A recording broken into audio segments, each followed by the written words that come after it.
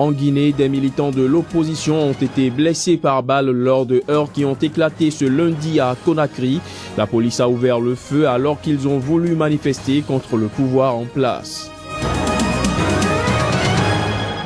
Déjà un an que plus de 200 lycéennes de Chibok ont été enlevées par le groupe islamiste Boko Haram. Malala, la jeune prix Nobel de la paix, a appelé à plus d'engagement pour leur libération.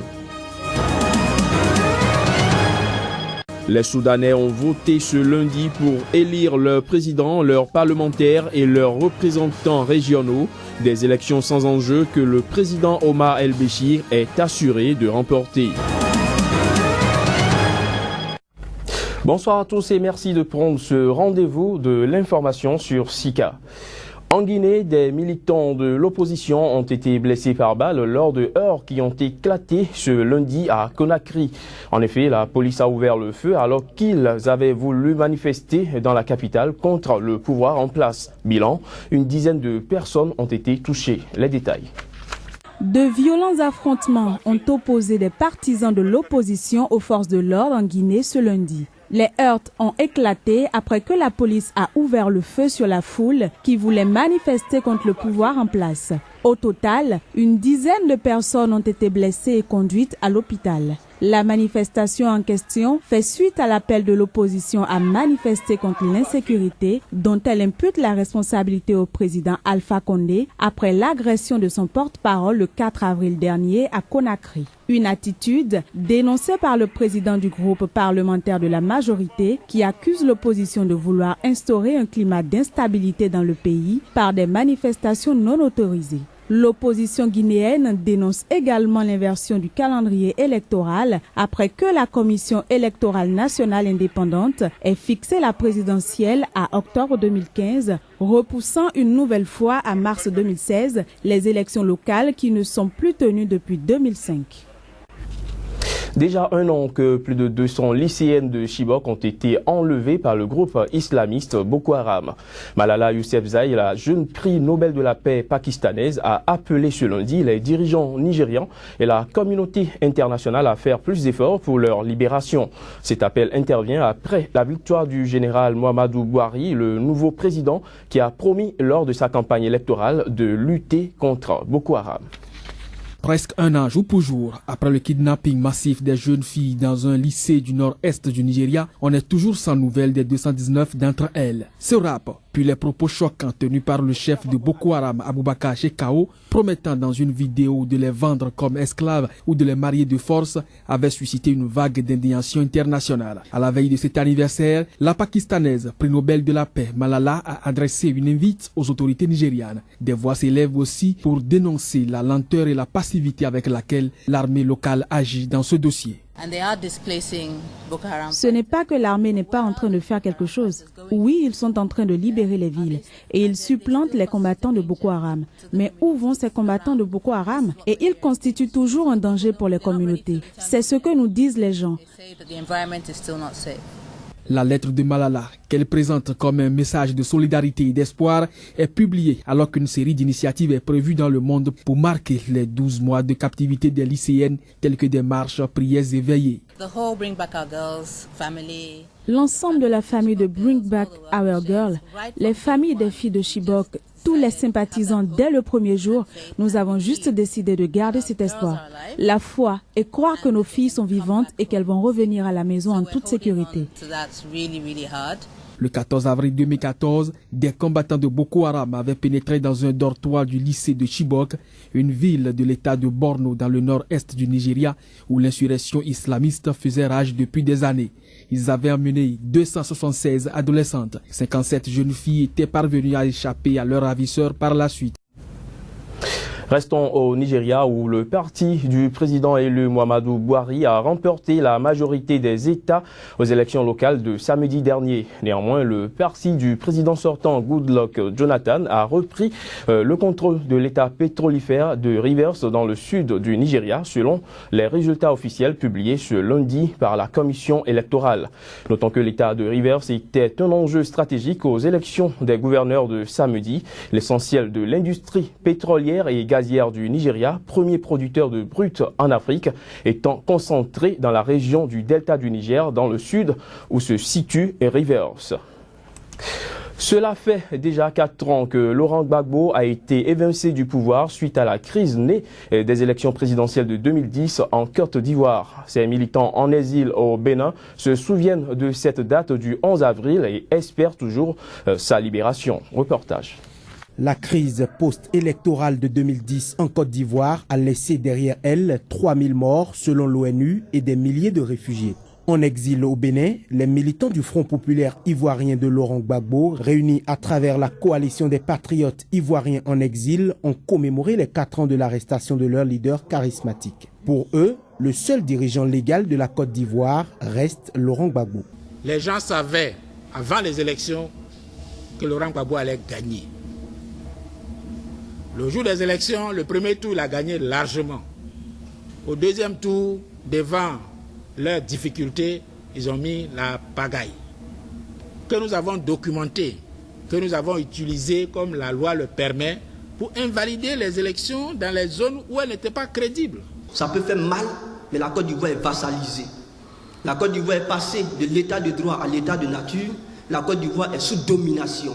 Ça peut faire mal, mais c'est la réalité, c'est l'état des lieux.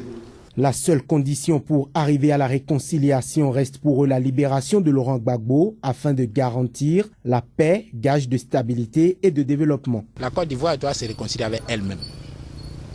Et ça ne peut pas se faire si Laurent Gbagbo est à la haine. La réconciliation entre deux parties.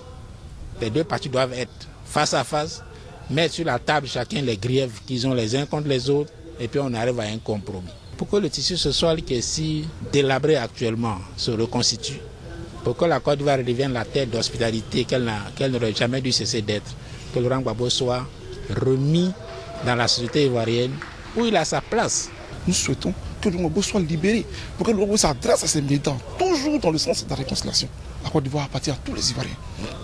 Nous voulons rentrer dans le pays avec notre leader, pour qu'il nous explique ce qui a marché, ce qui a marché, pour qu'on puisse ensemble opérer la mue et avancer. En Côte d'Ivoire, pour commémorer cette date, Pascal Affi-N'Guessan a profité pour investir Marcel Gossio avec pour mission de coordonner les actions pour la libération de Laurent Gbagbo. Concernant la crise qui secoue le Front populaire ivoirien, il a souligné que la fronde et la défiance ne servent ni la cause du président Gbagbo, ni les intérêts du FPI, encore moins de la Côte d'Ivoire. Il faut dire que malgré la distance, ces partisans de Laurent Gbagbo en exil au Bénin restent préoccupés par la situation en Côte d'Ivoire, notamment la condamnation de l'ex-première dame Simone Gbagbo, ainsi que la crise qui secoue actuellement le Front populaire ivoirien. Voici quelques extraits de leur opinion. Non, je pense que ce n'était pas un procès. La preuve, c'est que le procureur lui-même est parti en appel contre la décision rendue par la cour d'assises. Ce qui s'est passé en Côte d'Ivoire, vous savez que c'était tout, sauf du droit. On a voulu clouer le bec à quelqu'un, on a voulu rabattre le caquet à quelqu'un, et on s'est donné les moyens de le faire. Cette dame-là, elle a souffert aussi. Il faut qu'on pense à elle. Elle est condamnée injustement. Pourquoi elle est condamnée? Rien. Même le fils de Laurent Gbagbo a été condamné par délit de patronyme. Donc aujourd'hui, on est là pour ça. On se rappelle aussi d'elle et on sait qu'elle a été condamnée justement. Mais Dieu ne dort pas, ça va aller. Dans tous les partis politiques, quand le leader n'est plus aux commandes et quand ça ne se passe de façon si brusque, donc sans préparation de cette situation, il y a toujours une période de flottement. Vous avez le FPI divisé en deux clans. Il y a un clan qui se réclame de Laurent Gbagbo, qui selon les dires de Pascal Affi-N'Guessan, le clan minoritaire. Il se trouve que la minorité est en train de mettre celui qui prétend avoir la majorité en difficulté. Quand vous avez la majorité dans votre parti, vous ne saisissez pas la justice de votre pays pour régler un problème de parti. Non, mais vous voyez maintenant qu'on ne peut pas se réconcilier dans ce pays s'il y a des gens comme Affi-N'Guessan à qui on a fait confiance et aujourd'hui qui se comportent comme ça. Non. C'est scandaleux. Le 20 avril prochain, le barreau du Bénin célébrera ses 50 ans. À la veille de cet anniversaire, les avocats ont initié une série d'activités, notamment l'assistance aux personnes démunies incapables de s'offrir le service d'un avocat. Nous vous proposons ici un extrait des propos du bâtonnier de l'Ordre des avocats du Bénin, Maître Cyril Dicouy. Nous avons découvert des choses immondes à l'intérieur de nos prisons, où des gens croupissent depuis des mois sans rencontrer leur juge, des gens qui ont bénéficié d'une grâce présidentielle qui croupissent encore en prison. C'est inadmissible, c'est inacceptable. On a décidé donc de faire un rapport, de publier et d'aller même à l'international pour dénoncer cela. On ne peut pas parler d'un état de droit et avoir encore ces situations qui ont lieu dans nos prisons. C'est le sens que nous voulons donner, c'est ce que nous avons à donner à nos concitoyens, et des gens qui n'ont pas eu le bonheur d'avoir d'avocats profitent de l'occasion pour s'attacher le service d'un avocat. Ça veut dire que l'avocat est utile dans la cité, l'avocat est utile pour tout citoyen. Pour pouvoir défendre correctement son client, il doit se former. Et j'ai coutume de dire que l'avocat qui ne se forme pas est un escroc professionnel. Il faut que ce qu'il apporte à son client soit quand même du bon droit. Le droit ne s'improvise pas. On ne s'improvise pas avocat, on ne s'improvise pas plaideur. Tout cela se prépare. Donc c'est dans l'intérêt surtout de nos concitoyens que ces manifestations sont organisées. Les Soudanais ont commencé à voter ce lundi pour élire leur président, leurs parlementaires et leurs représentants régionaux. Des élections sans enjeu que le président Omar El-Béchir, au pouvoir depuis 25 ans, est assuré de remporter. La majeure partie de l'opposition a boycotté ce scrutin, un scrutin également critiqué par la communauté internationale. Les images. Omar El-Béchir affronte 15 concurrents peu connus lors de ce scrutin organisé jusqu'à mercredi prochain dans 7100 bureaux de vote répartis sur le territoire soudanais. Ces élections, dont les résultats sont attendus fin avril, sont les deuxièmes multipartites organisées depuis 1989. Mais comme en 2010, la plupart des partis de l'opposition les boycottent, estimant que le contexte politique ne permet pas un scrutin libre. L'organisation de ces élections est également dénoncée par les États-Unis et l'Union européenne, qui estiment qu'elles ne peuvent donner un résultat crédible et légitime. Le scrutin se déroule dans un contexte d'isolement du pays sur la scène internationale, Omar El-Béchir étant réclamé depuis 2009 par la Cour pénale internationale pour crimes contre l'humanité au Darfour. Le scrutin dans son ensemble n'a pas suscité l'enthousiasme dans les rues de la capitale Khartoum, resté très calme ce lundi, malgré un jour chômé décrété par le gouvernement soudanais. Les 13,3 millions d'électeurs soudanais sont également appelés à choisir leurs parlementaires et leurs représentants régionaux. Les bureaux de vote sont ouverts de 5h à 15h GMT durant les 3 jours de l'élection qui se déroulent sous l'œil d'observateurs de la Ligue arabe et de l'Union africaine. Voilà qui vient mettre un terme à cette édition, mesdames, messieurs. Merci de nous avoir suivis.